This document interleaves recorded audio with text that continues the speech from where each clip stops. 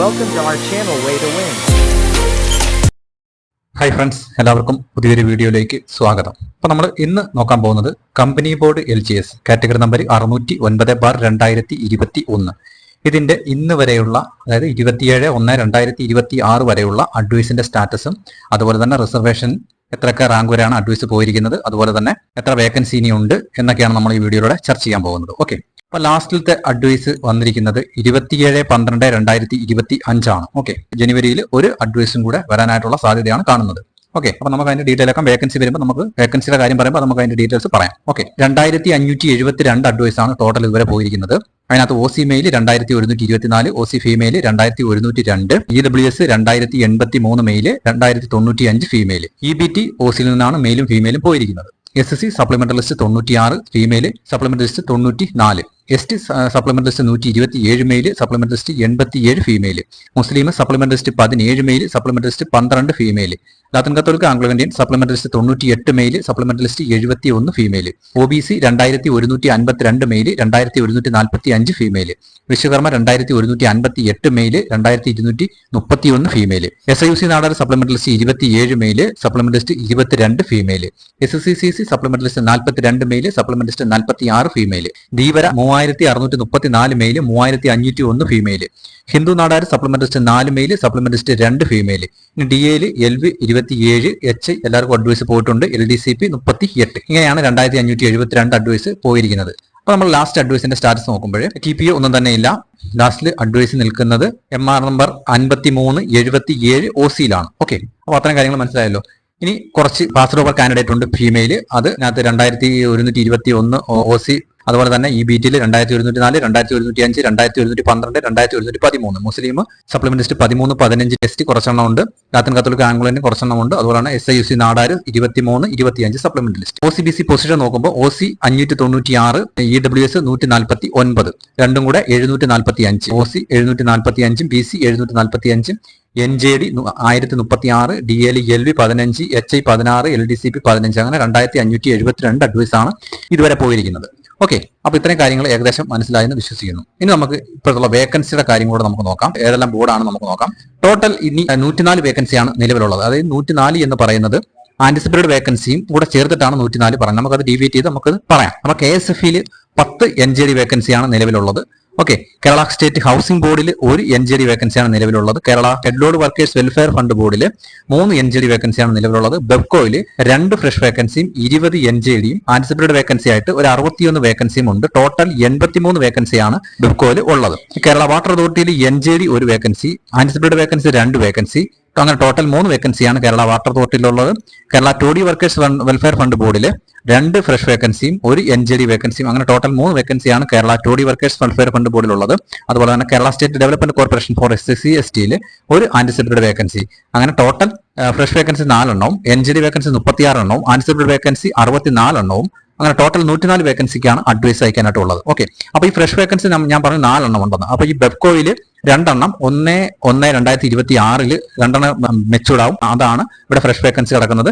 അതുപോലെ തന്നെ Kerala toddy workers welfare fund ബോർഡിൽ 1/2026 തന്നെ ഒരു 2 വേക്കൻസി റിപ്പോർട്ട് ആയിട്ടുണ്ട്.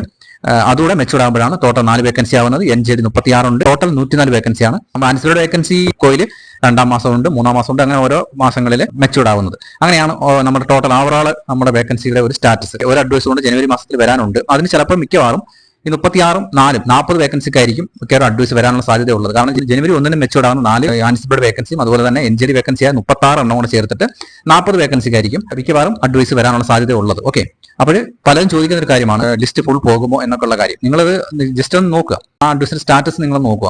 അതായത് OC പോയിരിക്കുന്നത് 2124 മെയിൽ പോയിരിക്കുന്നത്. ഓക്കെ, EWS 2083 പോയിട്ടുണ്ട്. ഏകദേശം 2124 ലാസ്റ്റ് നിൽക്കുന്നത്. അതിന് മുമ്പിട്ടുള്ള റിസർവേഷൻ കാസ്റ്റ് നിങ്ങൾ നോക്കേണ്ട കാര്യമില്ല. ഞാൻ എക്സാമ്പിൾ പറയുകയാണെങ്കിൽ OC 2124 മെയിൽ പോയിട്ടുണ്ട്, EWS 2083 വരെ പോയിട്ടുള്ളൂ. അപ്പൊ 2124 വരെയുള്ള EWS അവിടെ പോയിട്ടുണ്ട്, അതാണ് അതിന്റെ അർത്ഥം. അത് 2124 ശേഷം റാങ്ക് വരുന്ന കാര്യങ്ങൾ നോക്കിയാൽ മതി. ഫീമെയിൽ 2102. ഓക്കെ, ആ 2102 ശേഷം വരുന്ന കാര്യം നിങ്ങൾ നോക്കിയാൽ മതി. അപ്പം EWS നമുക്ക് മാറ്റി നിർത്താം, കാരണം OC അതിനെക്കാട്ടിൽ പോയിട്ടുണ്ട്.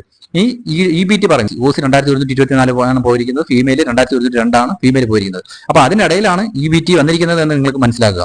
ഓക്കെ, അപ്പൊ അതിനുശേഷം നോക്കിയാൽ മതി. നമ്പർ SSC സപ്ലിമെന്റ് ലിസ്റ്റ് പോയിട്ടുണ്ട്, മെയിലും ഫീമെയിലും പോയിട്ടുണ്ട്. ST സപ്ലിമെന്റ് ലിസ്റ്റ് മെയിലും ഫീമെയിലും പോയിട്ടുണ്ട്. മുസ്ലിം സപ്ലിമെന്റ് ലിസ്റ്റ് മെയിലും ഫീമെയിലും പോയിട്ടുണ്ട്. ലാത്തിൻ കത്തോലിക്ക ആംഗ്ലിന്റെ സപ്ലിമെന്റ് ലിസ്റ്റ് മെയിലും ഫീമെയിലും പോയിട്ടുണ്ട്. OBC 2152, 2145, 2152 male, 2145 female. അതിനുശേഷം നിങ്ങൾ നോക്കിയാൽ മതി OBC.